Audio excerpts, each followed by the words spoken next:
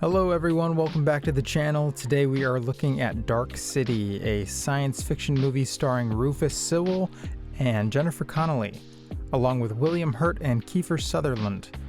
It came out a year or so before The Matrix. In fact, some of the same sets from Dark City were used in the opening shots of Trinity running on rooftops. And funny enough, the two films in fact share a bit of the same symbolism. The film begins with what will later be told is the tuning, an event that happens every night at midnight and is essentially a resetting of NPCs in this world. Different personalities mixed around into different lives. For now, though, it skips the details and takes us straight to our protagonist, John Murdoch, in a post-tuning slumber. This bath scene sorta reminds me of the pod scene in The Matrix. Both characters are thawing out, so to speak, both about to embark on a quest of self-discovery. For Neo, it was a discarding of a false self in an attempt to create a truer self outside the one he knew in The Matrix. As for John here, I suppose you could say he's doing the same, since after waking, he seems to be suffering from amnesia, a side effect from the recent tuning, and will have to put together a new life and self from here on out. Here we see him remembering what he believes to be Shell Beach, and just like in The Matrix, we are treated to a phone call from a mysterious character attempting to guide our protagonist in his current confused state. Also like in The Matrix, he is warned that the forces that be are coming for him, and that he must escape. Pretty much the agents are on their way. As he takes flight out of the hotel room, we hear a bit of NPC dialogue from the hotel clerk, and a bit more later on if you can catch it. Upon seeing more of this dark city, we get a sense of the time setting. It certainly has a noir feel to it, but as his doctor reveals later, it is in fact a mixture of different eras altogether. These agents seem to resemble the urban legend of Men in Black, or even extraterrestrials of some sort. Here we find that the man on the phone warning John was one Dr. Schreiber, and he has summoned what we are told is John's wife, Emma Murdoch. We are shown a little bit of foreshadowing with the maze the good doctor is working with, and we're also given a bit of backstory regarding why John has apparently been seeing him, and why he's been at the hotel for the last 3 weeks, though we'll later be shown that this is all a construct of the couple's memories, and the doctor is simply playing along. He warns her to inform him if John reaches out to her, saying, "Wherever your husband is, he is searching for himself." Here we have essentially our Morpheus and Trinity to John's Neo. Even though Emma isn't awake to the truth as Trinity is, I still feel like she represents that same archetype. She is the divine feminine to his masculine. We are then introduced to a police inspector, Frank Bumstead, as well as a new hotel clerk spouting the same NPC dialogue we heard earlier. We are also shown the body left behind in John's hotel room. From the rat in the maze to the spirals of blood, to John's fingerprints, spirals seem to be an important symbol here. The searching for a way out, the stolen identity, and having no unique fingerprints. Here's our first up-close look at the tuning. It represents consciously manifesting one's reality. Frank enters Walensky's office saying, "I'm being punished for my sins." This seems to be hinting at the idea of karmic destiny. We also hear and see that Walensky has been working on some theories in his office for some time now. This suggests that not everyone receives new memories every night, as the strangers would likely have done away with the information he had surmised up until then. Back to John, we're greeted with a familiar face, the woman in red. Keeping with the meaning I briefly mentioned in my Matrix video, it's fitting that this woman in red actually works in the sex trade, seeing how these women represent base earthly desires and the addictions to the pleasures of the flesh. Coming to the conclusion that he's not the killer he feared he was, John heads out to Shell Beach.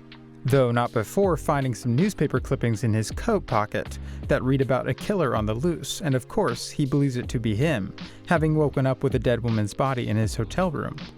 This is when we have our first interaction between John and the strangers. The first one says, "It seems you've discovered your unpleasant nature." I feel like this goes back to the scene in The Matrix when Trinity tells Neo that the Matrix cannot tell you who you are. There is a darkness in John, as there is in everyone, but we have a choice as to whether or not we let it make us who we are. His lost memories represent past lives.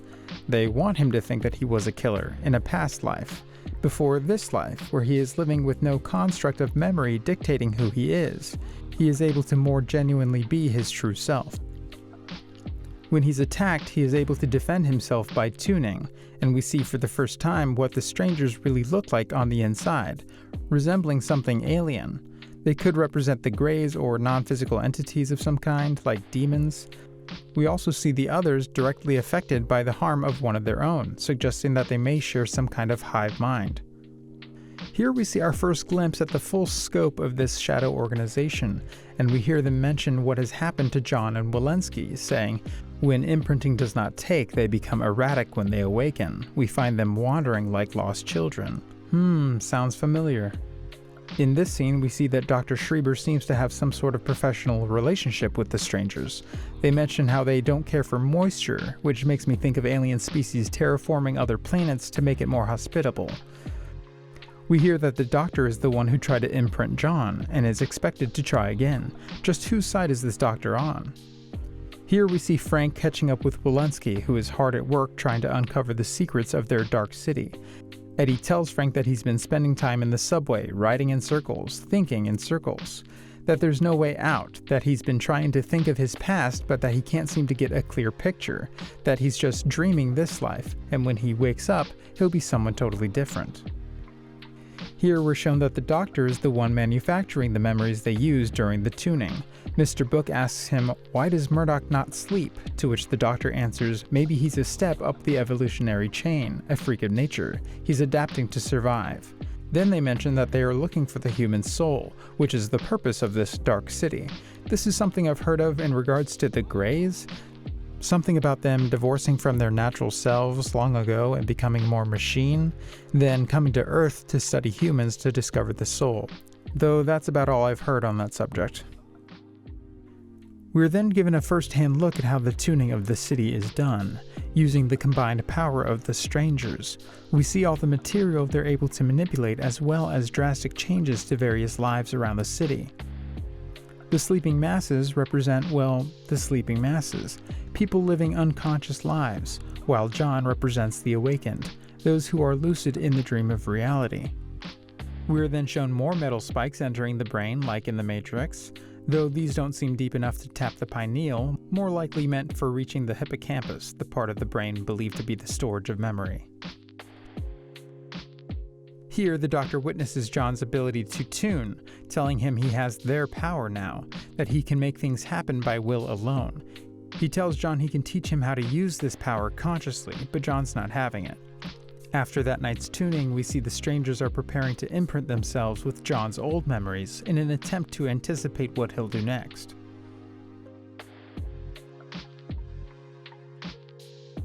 He catches a break after reading the postcard from Shell Beach and remembers it's from a Carl Harris, which prompts him to look him up in the phone book. It's here we get to see where the other hotel clerk ended up. He uses the same NPC dialogue from earlier, no days off for good behavior.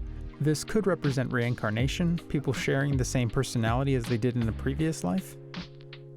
Now we see Mr. Han trying to think like John. This makes me think of Agent Smith in The Matrix, becoming more like Neo, having himself exited the Matrix at the end of Reloaded. Here we see John trying to take a train to Shell Beach, where he meets Walensky, who says, I used to be a cop, at least in this life I was. They steal people's memories from them, then swap them out between us. But every once in a while, one of us wakes up while they're changing things. He tells John that he figured a way out before jumping in front of a train.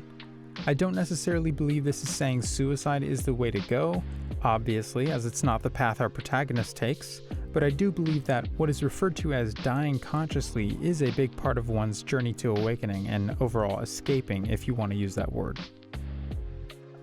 John finally makes it to Carl's place, and we hear that he's John's uncle. They reminisce over old photos when Carl tells him that Shell Beach is John's hometown, where he grew up. And through this interaction, he concludes that the photos and memories are all lies. During another tuning, John confronts Mr. Hand, who tells him the strangers made the city from stolen memories in order to learn how to become more human. He's then able to escape with the help of Frank and Emma, allowing the couple to discuss their marital issues, where John tells her his theory regarding their relationship, that it never happened. There's just someone out there who wants them to think it did. For me, this hints at the belief that all time is happening simultaneously, that there is only ever now, which would mean that at any given moment, you have the opportunity to be a new person, without the bias of past memory. This could mean a great deal of mental, emotional, and, for some, physical freedom. It's what I've experienced at the end of a heroic dose of psilocybin as lucidity, when you become aware in your waking life of the dream aspect of reality and can intuitively feel the illusion of linear time. During their chat, Emma admits she felt like she didn't know him, though she still felt like she loved him, and John reciprocates, which feels like it's hinting at them maybe having had other lives together during their time in the Dark City, which could make them represent soulmates incarnating into lifetime after lifetime and finding each other. She doesn't know this John Murdoch, the fabricated identity, but she knows him, his deeper self, if you will. After Frank busts John out of jail, they go to visit the doctor, who tells John he needs to inject himself with new memories. Frank decides they're going to Shell Beach, and on the way, we get to hear what the doctor knows about the strangers and their experiments in observing the different lives they construct. Asking, will a man given the history of a killer continue in that vein, or are we more than the sum of our memories? He tells John that he's had dozens of lives and that he just happened to wake up during this one. He explains that the strangers think they can find the human soul if they know how our memories work, mentioning more about the strangers' race dying out, that it's always dark because they can't stand the light, hinting that they may also represent Nosferatu. They certainly look it. The doctor goes on to explain that the humans were brought there and that their memories were extracted from them in order to study them and create new memories. Arriving at what they believe to be the entrance to Shell Beach, the doctor shares some wisdom with them, that the only place home exists is in your head. This may have some special significance for those wanderers out there. I know it certainly does for me. John and Frank find that they have to break through a wall, piercing the veil, so to speak, creating a door to the beyond. Frank gets pulled out and he passes a sort of barrier which could represent the firmament. It's here that we're shown the outside perspective of the structure that is the Dark City. Some flat earth symbolism for you. After capturing John, the strangers prepare to merge their minds with his, believing they've found what they're looking for in him. However, the doctor has prepared a special memory cocktail for him, which turns out to be an entire lifetime of him meeting with John as a boy, essentially giving him ample time in that one moment to master tuning, as well as learning more about the strangers and the machine under the city. This part sort of reminds me of the downloading of information done in The Matrix. Dr. Schreiber is heard reassuring him with, "You will survive, John, and you will find strength within yourself." He continues with, "There is no time for romance, John. The world can be what you make it," which I think may hit home for many of us who feel that pull of the ego's desire to go along with the programming of our instincts, to find someone to settle down with, versus the pull of our consciousness awakening. It's certainly a tough one. He finishes by saying, "You have the power to make things happen, but you must act now." Remaining in the now, consciously aware of our thoughts, feelings, desires, and reactions, is how we create lucidly in this world. John has been activated with 100% lucidity. He is the one. After winning a fierce telekinetic battle with Mr. Book, Doc informs John that he cannot re-implant Emma's lost memories of John as her husband. John recalls the doctor's words from his new memories, that he can make this world whatever he wants it to be, if he just concentrates hard enough. The fact that this force seems to be coming from a sphere under the city could represent the theory of the Black Sun and Inner Earth. We witness Shell Beach being created just as John is heading to his destination, but not before being stopped by Mr. Hand, who asks if changing things is what we, them both being John in memory, really want. But John informs him that the person whose memories he thinks he has isn't who he is, that it never was, and that they were never going to find what makes them human looking in the mind. With that, he creates the sun and walks out onto the pier. Coincidentally, something in Emma, or rather Anna now, felt called to that very same place. I wonder how much of this is John's creation, unconscious or otherwise. Lastly, Anna asks him his name, and he answers with a confident John Murdoch. This feels like a sort of acceptance of self moment as well as a feeling of accomplishment. He knows now who and what John Murdoch is. It's what he creates from here on, not what he's been told. Alright, that's Dark City. Thank you all again for making it to the end of this video. I really do appreciate you checking it out. You know, the morning I recorded this, I had actually finished a game with a twist ending where it turned out to all be a simulation based on an implanted memory, conducted by some scientists to see if an alien, the player character, could empathize with humans. Just a funny coincidence, I thought. Anyway, like and subscribe, and we'll see you in the next one. These agents seem to resemble the urban legend of Men in Black, or even extraterrestrials. Extraterrestrials.